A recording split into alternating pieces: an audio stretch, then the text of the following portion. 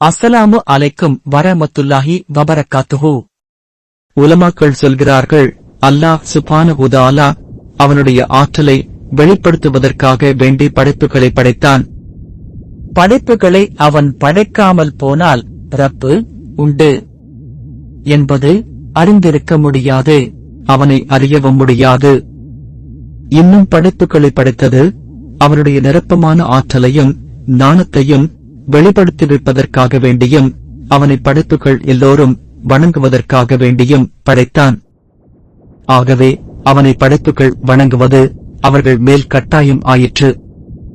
அந்த வணக்கத்திற்கு அவர்களுக்கு நன்மை உண்டு. அல்லாஹ் சுப்ஹானஹு தஆலா படைப்பினங்களின் வணக்கத்தை விட்டும் தேவையற்றவனாக இருக்கிறான். அவர்கள் வணங்குவதனால் அவனுக்கு எந்த ஒரு பிரயோஜனமும் இல்லை, வணங்காமல் இருப்பதனால் அவனுக்கு எந்த ஒரு கஷ்டமும் இல்லை.